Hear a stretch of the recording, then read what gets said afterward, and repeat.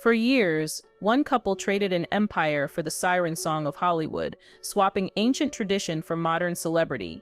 But their highly publicized pursuit of financial independence led them down a perilous path, culminating not in a triumph, but in a quiet, humiliating rejection that exposed the core fragility of their post-royal brand. The promised land of their new life, New York City, became the stage for this exposure, a moment where a simple demand revealed the breathtaking cost of their new A-list existence. The scene was set for victory. Prince Harry and Meghan, the Duke and Duchess of Sussex, arrived in New York City to accept one of the highest honors in international philanthropy, the Robert F. Kennedy Human Rights Ripple of Hope Award in 2022.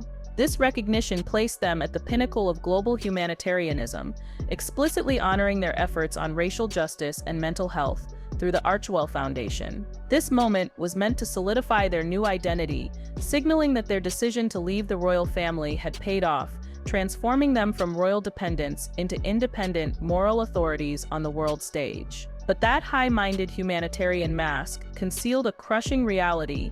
The financial freedom they sought came with a catastrophic price tag. Their exit from royal duties meant the abrupt removal of institutional security funding, forcing them into private commercial arrangements to cover the astronomical costs of protecting their family. Sources indicate that the estimated yearly cost of providing 24-hour security for the family approached £3 million, or several million dollars. This massive, relentless overhead expense fundamentally warped their decision-making process. Every public appearance, every project, every partnership was not merely about passion.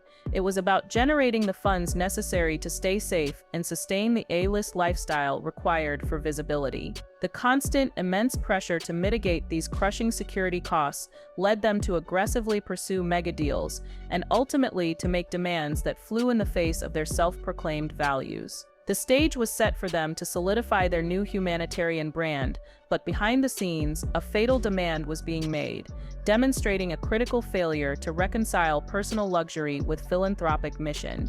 It was a contradiction so profound, it nearly crippled the most sacred institution Harry had ever built. But that high-minded humanitarian mask was about to shatter, courtesy of a request so breathtakingly entitled, it nearly destroyed the most sacred project Harry had ever created. The core humiliation stemmed from a request linked directly to Harry's most treasured legacy, the Invictus Games. This institution, dedicated to wounded service members, was meant to be unimpeachable, the cornerstone of his independent global identity. Yet, when it came time for the Duke's personal travel, he allegedly requested that the Invictus Games organization itself pay for a private jet. This was no small ask. Chartering a jet of that size typically costs between $7,000 and $10,000 per hour, meaning a round trip from the East Coast of the US to the West Coast, or a similarly complex international journey, could easily place the total cost around $100,000. For an individual who had spent years campaigning for climate consciousness, urging the public to fly less and drive less, allegedly wanting a charity to foot the bill for such a lavish high-emission flight, was not merely hypocritical, it was viewed by critics as reckless branding. The internal fallout was immediate and devastating. The request sparked outrage among veterans, board members, and critically, the organization's donors, who saw it as utterly entitled, especially given the organization's mission. The CEO of the Invictus organization delivered a firm and unequivocal rejection of the idea. The explanation was clear and crushing: donor funds were intended specifically for injured service members and athletes, not for the founder's personal luxury travel. This rejection represents the ultimate loss of control for Harry. He had left the royal family seeking independence, yet here, his own charitable creation chose integrity over the founder's demands. The board's refusal to cover the cost confirmed that his influence was finite and conditional. The contradiction between his public advocacy for sustainability and his private travel demands made the backlash instantaneous and visceral, undermining the very foundation of his public platform. The damage was done, the story gained legs, and the narrative of a prince out of touch, demanding luxury from a charity meant to uplift the injured, became entrenched. But the charity's rejection wasn't the end of the story.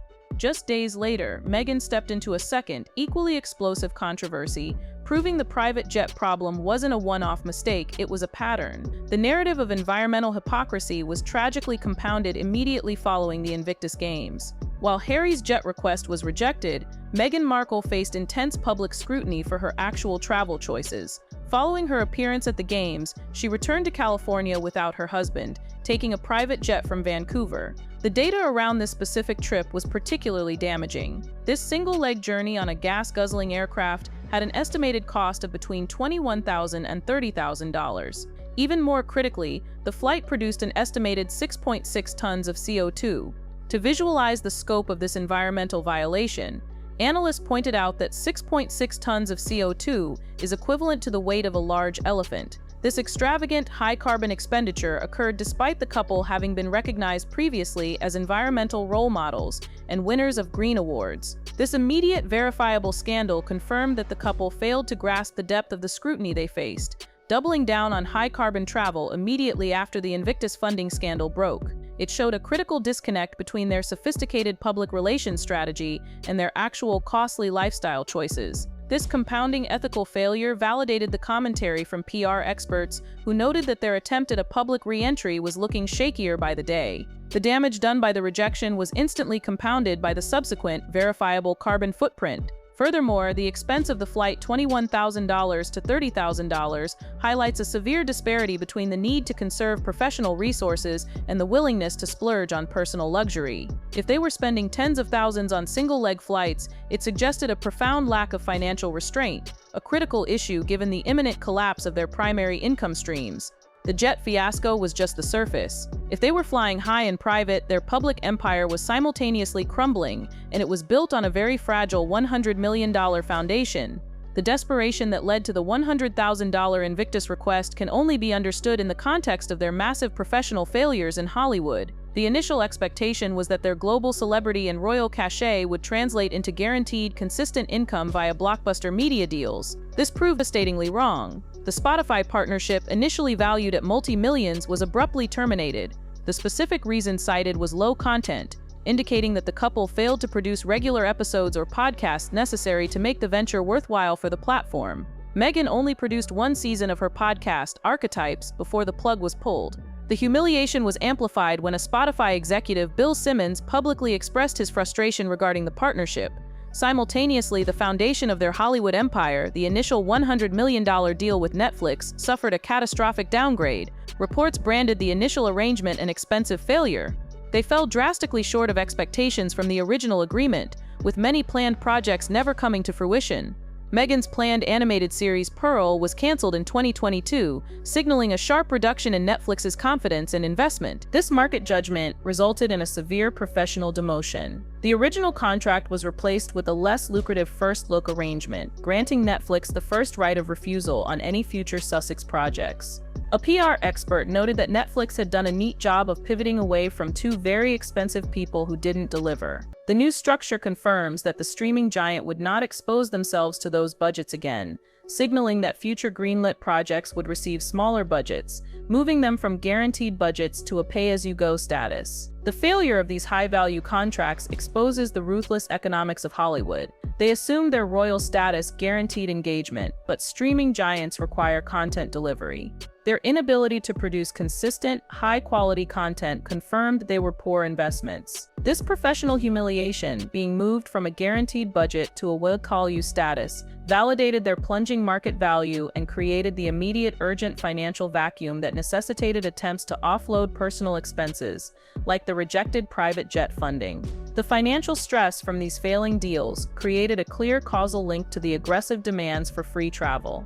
As their expected private income streams dried up, the need to mitigate personal expenses became acute, leading to the highly risky entitled demands placed on charity partners. They had shot the golden goose of 2020, but their public brand management failed not just on climate and commerce. It failed spectacularly when they crossed a line that touched Harry's deepest wound, and it happened thousands of miles away in a Paris tunnel. If the Invictus rejection exposed their financial hypocrisy, then an appearance in Paris exposed a catastrophic lack of sensitivity regarding Harry's most profound trauma.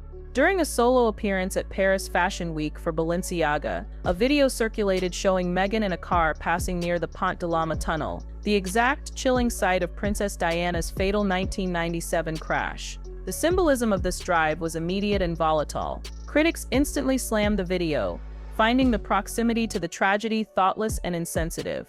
Although sources close to the Duchess quickly insisted that the controversy was ridiculous and that she was unaware of the location's proximity, the damage was done. The incident was interpreted as exploiting the painful memory of the crash for the sake of a high-profile fashion moment. The episode became doubly chilling when paired with Harry's own words. In his memoir, Spare, he revealed the intense pain and search for closure that drove him to visit that very location years earlier. Harry recounted asking a driver to take him through the Pont de Lama tunnel at the precise speed his mother's car had allegedly been driving, 65 miles per hour, to experience the moment and find closure. He described the visceral experience of counting the flickering concrete pillars, only to emerge and realize, it's nothing. The contrast between Harry's raw, traumatic pilgrimage and Meghan's glamorous, high-fashion drive-by, whether intentional or accidental, demonstrates a catastrophic blind spot in their celebrity management.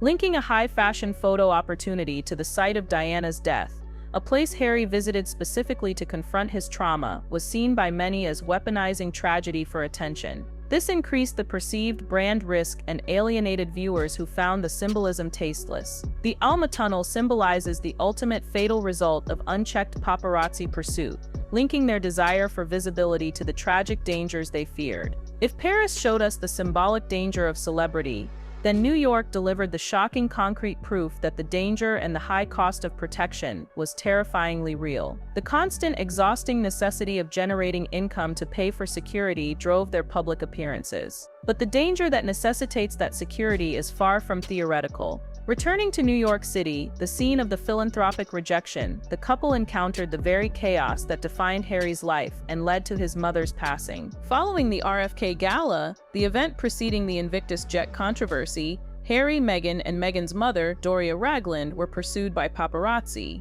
While some tabloids attempted to minimize the incident, arguing against the severity or speed of the pursuit, official confirmation of the danger soon surfaced. The critical evidence came in the form of a letter from the NYPD Chief of Intelligence, John B. Hart. The letter confirmed that following a thorough review of the incident, the police concluded there had been a reckless disregard of vehicle and traffic laws and persistently dangerous and unacceptable behavior on the part of the paparazzi during the night in question. The police described a chaotic scene where paparazzi utilized vehicles, scooters, and bicycles, and forced the security team, which included an NYPD lead car, to take evasive actions on several occasions to avoid being struck or trapped on side blocks. Although the final official conclusion stated there was insufficient evidence for arrests, the police confirmed that the reckless behavior on the part of the paparazzi was profoundly dangerous. The NYPD's official validation restores credibility to Harry and Meghan's claims regarding the severity of the danger they face as hyper-celebrities. This essential piece of data provides a necessary counter-narrative to the media skepticism, confirming that security is a non-negotiable, astronomical expense. The danger is confirmed by the highest intelligence levels of the New York City Police Department. This loops back directly to the $100,000 rejection. Paying for this life-preserving security, which the police confirmed required evasive action and resulted in reckless endangerment, is the primary financial burden driving their high-risk, high-reward approach to public life. The high visibility that fuels their brand is the same visibility that puts them in immediate physical peril. So the danger is real. The financial pressure is crippling, and their brand is hemorrhaging value. The ultimate question remains, how much have their demands already cost the public even after they left? Despite their pursuit of a clean financial break and independence, their conflicts continue to create significant financial burdens on the British public, albeit indirectly. The cost of maintaining their security has become a public liability, resulting from Harry's persistent legal battles against the UK government regarding his family's right to state-funded police protection. The figures associated with this litigation are staggering. A Freedom of Information Act request revealed the shocking public cost of the UK government fighting these cases. The government spent $656,000, approximately $886,000 USD, fighting Harry's security appeal cases. This massive sum was spent on legal fees and administrative costs, which the Home Office may attempt to recoup from Harry himself. This data point is vital because it thoroughly undercuts the narrative of a clean financial exit, demonstrating that the pursuit of their private security arrangements remains financially burdensome to UK taxpayers through sustained litigation. Furthermore, this financial drain is potentially rooted in an institutional strategy. Some observers suggest that the removal of their security funding by the royal household might have been a calculated political move for control. The theory posits that the institutional decision was designed to force Harry and Meghan to either comply with the senior family structure by returning to the UK or face massive financial pressure to maintain their independence abroad. When they refused to return, the strategy shifted to aggressive castigation in the media to reduce the threat of them eclipsing the rest of the family. The implication here is that the $100,000 rejection from Invictus is merely a symptom of a much larger, politically motivated financial squeeze. Their high-stakes battle with the institution forced them to bear crippling costs. The $3 million private security bill and nearly $1 million in security litigation costs predisposed them to desperate measures like the charity jet request. This frames their subsequent struggles not just as personal failures, but as a continuous response to institutional warfare designed to either contain or destroy their independent brand.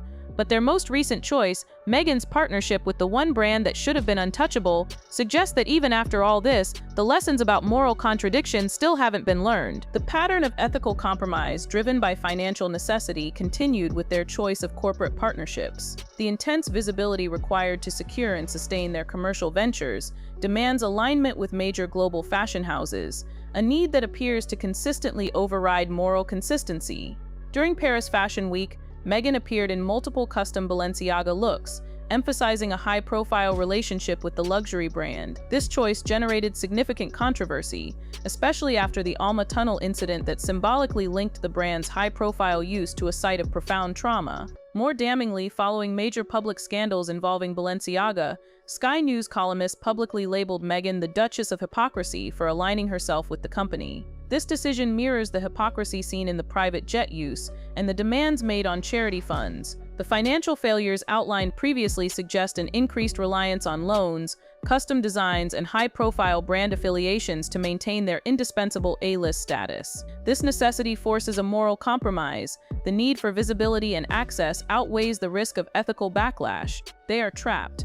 To earn, they must appear. To appear, they must align with major brands. And alignment often brings unforeseen ethical compromises, which further damages the brand they are trying to sell. They exchange the clear, rigid rules of the monarchy for the financially driven, morally fluid rules of global celebrity. The need for constant public engagement to monetize their fame and pay for their safety traps them in a cycle where every choice is scrutinized, and every compromise further erodes the foundational trust required for their humanitarian mission. The cumulative effect of these repeated ethical lapses, from the 6-ton carbon problem to the Balenciaga partnership, has created a narrative of brand instability and moral flexibility. The $100,000 rejection in New York City was not merely a financial dispute. It was the definitive moment that crystallized the fatal flaw in the Duke and Duchess's Megxit strategy. They traded the institutional security, the inherited wealth, and the clear protocols of the monarchy for the freedom of Hollywood celebrity, only to find themselves constrained by forces far more ruthless: relentless financial pressure, ethical demands they could not meet, and a constant terrifying fight for personal safety and professional relevance. The cumulative evidence suggests that the pursuit of fame undermined their philanthropy and destabilized their commercial ventures. The private jet request, firmly rejected by the Invictus organization, proved that their philanthropic power was not absolute, and that the institutions they founded could prioritize their mission over their founders' personal luxury. This failure was exacerbated by the environmental hypocrisy, the cancellation of multi-million-dollar deals, and the continuous financial burden their litigation imposes on the public purse. Ultimately, the trust once broken is hard to win back. The analyst's stark observation remains the most chilling conclusion: the Invictus Games, Harry's legacy. His most respected project will continue, the crowds will cheer, but the reverence once attached to it is starting to fade. The legacy Prince Harry hoped to build might be quietly moving on without him. Their brand, fractured by moral contradictions and crippling financial strains, is left in a perpetual state of damage control, constantly battling the perception that their personal luxury and self-interest outweigh the global values they so publicly champion. The rejection was not about the money, it was about the painful limits of their influence when stripped of the royal name.